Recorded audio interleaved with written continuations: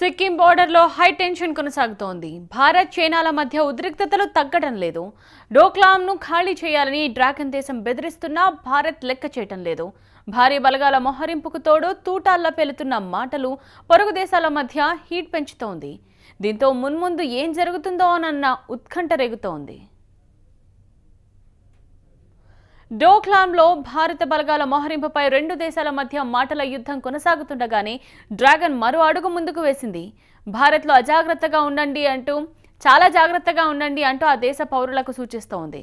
ఇండియాలో ఎక్కడ పడితే అక్కడ తిరగకండి అంటూ సేఫ్టీ అడ్వైజరీను జారీ చేసింది. వీలైతే వెనక్కి రావాలంటూ చెప్పడంపై అనుమానాలు వ్యక్తమవుతున్నాయి. అసలు చైనా ఏ కారణంతో సేఫ్టీ అడ్వైజరీ విడుదల చేసిందన్న దానిపై క్లారిటీ లేదు. భారత్లో నివసిస్తున్న చైనీస్ బయటకు వెళ్లేటప్పుడు జాగ్రత్తగా ఉండాలని, వెంట ఐడీలు తీసుకువెళ్లాలని తెలిపింది. అంతేకాదు భారత్ చట్టాలకు అనుగుణంగా నడుచుకోవాలని తెలిపింది. తాజా ఉద్రిక్తతలతో భారత్లో చైనీస్కు ముప్పుందా లేక అలా ఉన్నట్టు భయం క్రియేట్ చేస్తోందా అన్న వాదన వినిపిస్తోంది. భారత్ చైనాల మధ్య ఉద్రిక్తతలు పెరుగుతున్నాయి. డోక్లాం నుంచి బలగాలను వెనక్కి తీసుకోవాలని చైనా వార్నింగ్ ఇస్తోంది.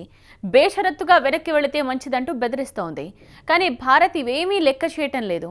ఒక్కసారి డోక్లాం నుంచి పక్కకు జరిగితే ఇక అంతే సంగతులని ఆర్మీ వర్గాలు చెప్తున్నాయి. ఇప్పటికీ అక్కడ ఓ రోడ్డు నిర్మిస్తున్న చైనా తరువాత ఆ ప్రాంతాన్ని తన అధీనంలోకి తీసుకుంటుంది. భారత బంకర్లను చైనా ధ్వంసం చేయడంతో మొదలైన గొడవ ఇప్పుడు గాలివానగా మారింది. మరోవైపు యుద్ధ భయంతో సిక్కిం వాసులు గజగజ వణికిపోతున్నారు. మరి సరిహద్దుల్లో ఏం జరుగుతుంది? నిజంగానే అక్కడ యుద్ధ మేఘాలు కమ్ముకున్నాయా? అసలు గ్రౌండ్లో సీన్ ఏంటి? ఇదే తెలుసుకునే ప్రయత్నం చేసింది TV9.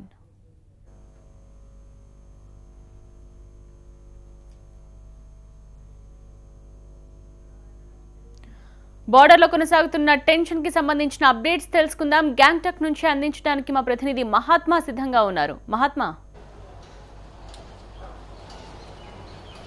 ఇండియా చైనా మధ్య నెలకొన్న ఈ ఉద్రిక్త పరిస్థితుల నేపథ్యం, దీని ప్రభావం సిక్కిం రాష్ట్రం మీద చాలా తీవ్రంగా పడింది. సిక్కిం ప్రధాన ఆదాయ వనరు ఇక్కడ టూరిజం ఇండస్ట్రీనే. టూరిజం అనేది పూర్తిగా దెబ్బతింది. ఈ ఉద్రిక్తతల నేపథ్యంలో టూరిస్టులు ఎవరు కూడా ఇక్కడికి రావడం లేదు. దాంతో సిక్కిం టూరిజం పూర్తిగా దెబ్బతింది. ప్రస్తుతం మనం సిక్కిం రాజధాని గ్యాంగ్టాక్ లో ఉన్న ప్రధానమైన మార్కెట్, ఇది మాల్ రోడ్ అంటాం, MG మార్గ్గా చెప్తారు.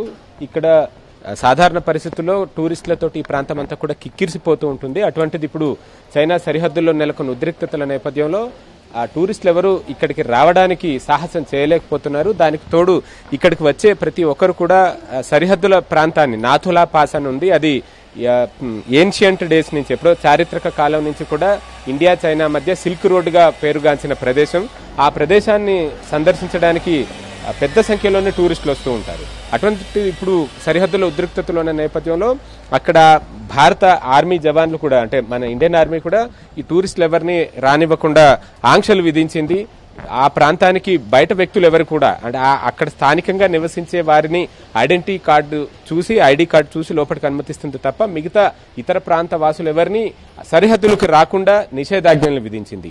దీంతో ఈ నిషేధాజ్ఞల నేపథ్యంలోనూ పైపెచ్చు ఉద్రిక్తతల నేపథ్యంలోనూ సిక్కిం టూరిజం ఇండస్ట్రీ మాత్రం చాలా తీవ్రంగా దెబ్బతింది. ఇక్కడి వారి ప్రధాన ఆదాయ వనరులే టూరిజం. అట్లాంటిది దెబ్బతినడంతో ఇక్కడి వ్యాపార సముదాయాలు కావచ్చు, సాధారణ జనజీవనం కావచ్చు, ప్రతి ఒక్కరూ తీవ్ర ఆవేదన వ్యక్తం చేస్తున్నారు. అయితే ఇటు చైనా మాత్రం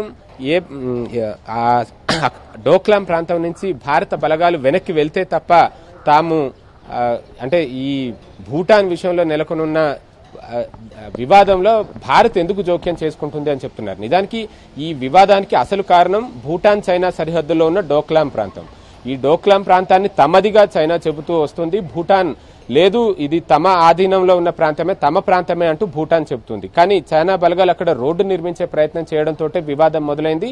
భూటాన్ తమ రక్షణ అవసరాల మేరకు భారత్ సహాయం కోరింది. భూటాన్కి విదేశీ వ్యవహారాలు కావచ్చు, రక్షణకి సంబంధించిన అవసరాలకు కావచ్చు భారత్ సహకరించాలన్న ఒప్పందం గతంలోనూ ఉంది. ఆ నేపథ్యంలోనే భారత బలగాలు భూటాన్కి మద్దతునిస్తూ డోక్లాం ప్రాంతానికి చేరుకున్నాయి. ఇంకా బలగాల మోహరింపును కూడా పెంచారు. ఇటు పారామిలిటరీ ఫోర్సెస్ తో పాటుగా ఇండియన్ ఆర్మీ ట్రూప్స్ కూడా ఈ సరిహద్దు ప్రాంతాలకి మోహరింపును పెంపొందించి ఏ పరిస్థితి ఎదురైనా సరే దాన్ని డీల్ చేయడానికి, ఎదుర్కోవడానికి సంసిద్ధంగా భారత బలగాలు ఉన్నాయి.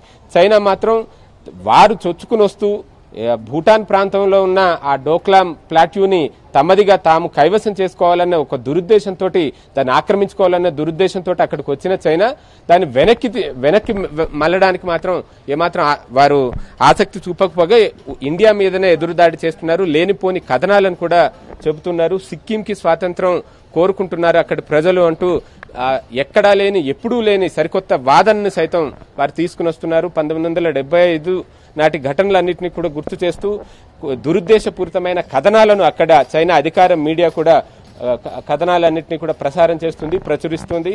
ఇంటర్నేషనల్ గా భారత్నే తప్పు పట్టాలి అన్న ఉద్దేశంతో వారు చేస్తున్న ప్రయత్నాలన్నింటినీ కూడా భారత్ తిప్పికొడుతూ వస్తుంది. అది చైనాకే ఈ దురాక్రమణ ఉద్దేశం చైనాకే ఉందని మనకు స్పష్టంగా తెలుసు. ఎందుకంటే భారత అంతర్భాగంగా ఉన్న అరుణాచల్ ప్రదేశ్ రాష్ట్రాన్ని సౌత్ టిబెట్ గా పేర్కొంటూ చైనా తమదని క్లెయిమ్ చేసుకుంటున్న పరిస్థితులు చూసాం. తాజాగా ఈ మధ్యలోనే అక్కడున్న కొన్ని పట్టణాల పేర్లను కూడా మార్చి తాము క్లెయిమ్ చేసుకుంటున్నామన్న విషయాన్ని చెప్పే ప్రయత్నం మరొకసారి చైనా చేసింది.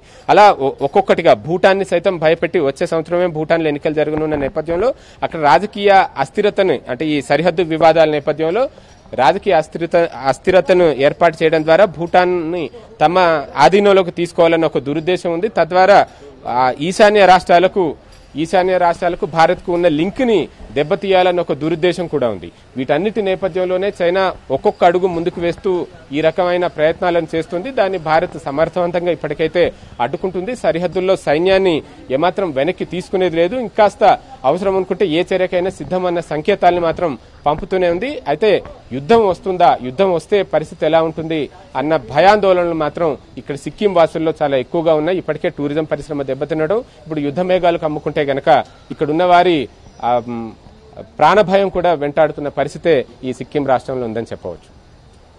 అది భారత్ చైనా బార్డర్ లో నెలకొన్న టెన్షన్ గురించి మా ప్రతినిధి అందించిన గ్రౌండ్ రిపోర్ట్.